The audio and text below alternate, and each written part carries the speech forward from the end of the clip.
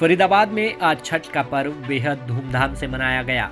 पूर्वांचल वासियों के लिए खास महत्व रखने वाले इस त्योहार के लिए लोग कई दिनों से तैयारियां कर रहे थे।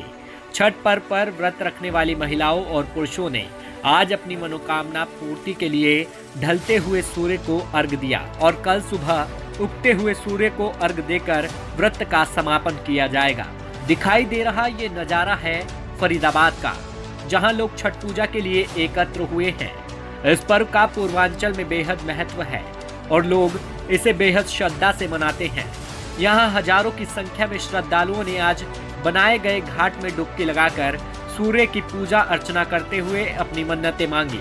छठ पर्व पर व्रत रखने वाले पुरुष और महिलाएं सुबह से ही तैयारियों में जुट गए। जहां महिलाएं इस आस्था के पर्व पर काफी उत्साहित दिखी, वहीं पुरुष भी इस पूजा के लिए उत्साहित दिखे और उन्होंने भी अपनी मनोकामनाओं के लिए महिलाओं के साथ व्रत रखा और आज शाम को ढलते हुए सूर्य को अर्घ दिया और कल सुबह उगते हुए सूर्य को अर्घ देकर व्रत का समापन किया जाएगा। इस व्रत को मनाने वाली महिलाओं ने बताया कि इस व्रत को अपने पति, बच्चों और घर की सुख शांति के लिए मनाया जाता है। इस व्रत को करने वालों की हर मनोकामनाएं पूर्ण होती है।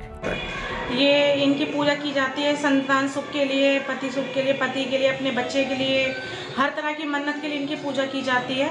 और डूबते हुए सूरज की भी पूजा की जाती है और सुबह के टाइम उगते हुए सूरज की भी पूजा की जाती है।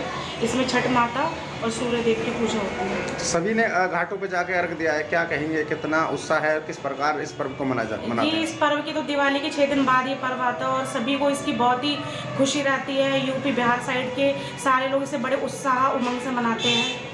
तो क्या कहना चाहेंगे, छठ का ये पर्व है, इसके लिए आम महिलाओं के लिए क्या कहना चाहेंगे? आम महिला जो होती हैं वो बढ़ती रहती हैं। ये पर्व पूरे 4 दिन का होता है, जिसमें से निर्जल भूखे प्यासी महिलाएं बढ़ती रहती हैं, प्रसाद बनाती है खुद अपने हाथों से और बड़े ही शुद्ध तरीके से पीतल के बर्तनों के साथ और मिट्टी के चूल्हे के साथ, मिट्टी के चूल्हे पे सारा प्रसाद बन के तैयार होता है।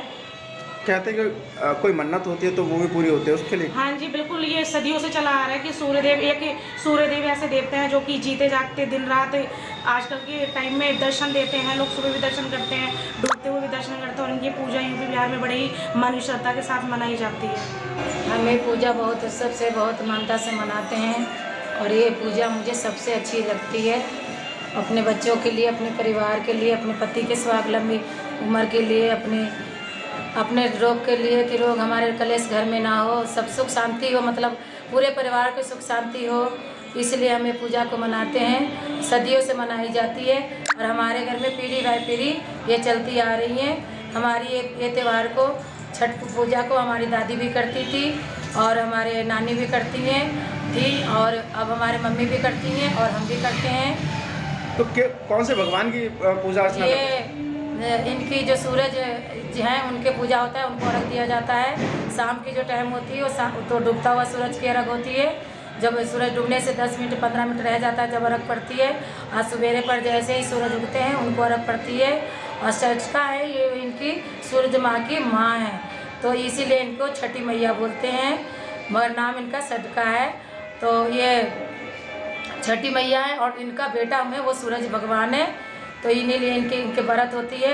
और सूरज भगवान के व्रत करने से रोग कलेश जैसे ऐसी भयंकर बीमारी जो होती है उससे हमें, अगर सूरज भगवान को मन्नत कर लेते हैं कि कोई बड़ी भारी बीमारी होती है तो उसको मन्नत कर लेते हैं कि हे सूरज भगवान, अगर हमारे ये बीमारी ठीक हो जाएगा तो हम आपको सूप उठाएंगे या रख देंगे।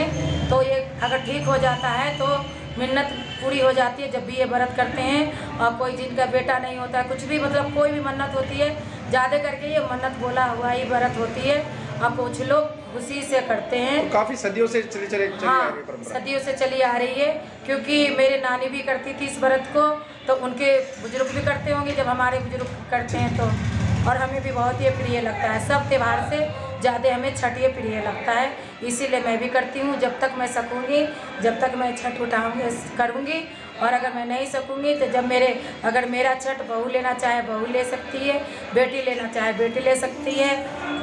आगे अगर मैं सकूँगी नहीं तो हाथ जोड़ के और ये छठ को अपनी बेटी बहू को दे सकती हूँ।